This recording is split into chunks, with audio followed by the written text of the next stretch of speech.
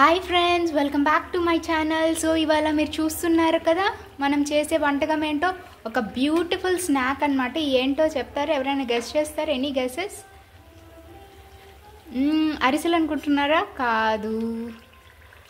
బెల్లం బూరెలు అనుకుంటున్నారా? కొబ్బరి బూరెలు అనుకుంటున్నారా? కాదు, తాటే బూరెలు. వావ్, ఎంత బ్యూటిఫుల్గా వస్తున్నాయి చూడండి, మంచిగా పొంగి.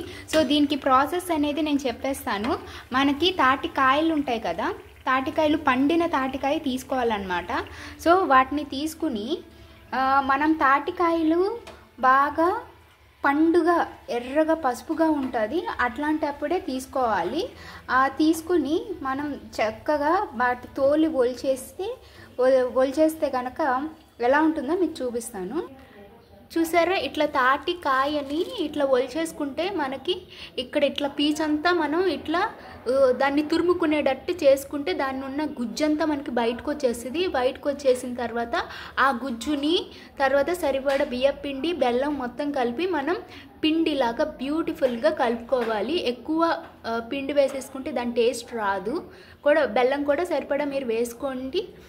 తక్కువ తినే వాళ్ళు ఉంటే కూడా తక్కువ వేసుకోవచ్చు. సో మనకి ఇట్లా ఉంటుంది. ఇది పండిందండి, పండిందే తెచ్చుకోవాలి. పచ్చిదైతే ఎలా చేస్తారో ప్రాసెస్ మరి దానికి వేరేది ఉండొచ్చు, ఉడకబెట్టుకుని తింటారని అంటారు.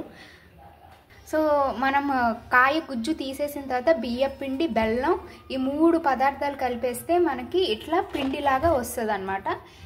సో ఈ పిండి తడాడిపోకుండా మనం ఇట్లా క్లోజ్ చేసుకోవచ్చు. సో మనం మంచిగా ఉండలు చేసుకుంటే మనకి ఇంత బ్యూటిఫుల్గా పొంగి మంచిగా వస్తాయి.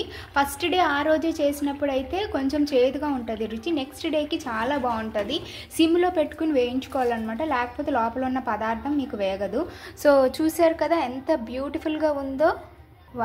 చూడండి, ఎంత golden brown colour, gold colour వచ్చే వరకు వేయించుకోండి. సో చాలా బాగుంటుంది. స్మెల్ కూడా 2 ఊర్లకి వెళ్తుంది అనమాట. సో చాలా బాగుంటుంది. ఏం చేస్తున్నారని అడుగుతారు కూడా పక్కింటి వాళ్ళు వచ్చి. సో మీ ఫ్రెండ్స్కి, అందరికీ, ఫ్యామిలీ మెంబర్స్కి ఇది చేసి వాళ్ళని ఆశ్చర్యపరచండి. మనకి తాటి కాయలు వచ్చేసి మనకి చాలా తక్కువగా దొరుకుతూ ఉంటుంది. మనకి రోడ్డు మీద అక్కడ దొరకచ్చు, మీరు చూసుకుంటూ ఉండండి. పెద్దగా ఉండాలి కాయ, మరీ చిన్నది ఉంటే పిందగా ఉంటుంది. ఓకేనా? సో ఇట్లా ప్రాసెస్ మనం చేసుకుంటూ ఉండాలి. అండ్ ఇట్లా వేసేసుకోవాలన్నమాట. ఇంకా వెంటనే ఇట్లా నూనెలో వేసేసుకోవాలి. అండ్ చెప్పాను కదా, సిమ్లో పెట్టుకోవాలి. సో ఇట్లా చేసుకుని మీరు కూడా ఎంత బ్యూటిఫుల్గా నెక్స్ట్ డే తిన్నారని కదా, నెక్స్ట్ డేనా తినండి, చాలా బాగుంటుంది. అండ్ మనం పిండిలో అయితే వాటర్ కలపలేదు, ఓకేనా?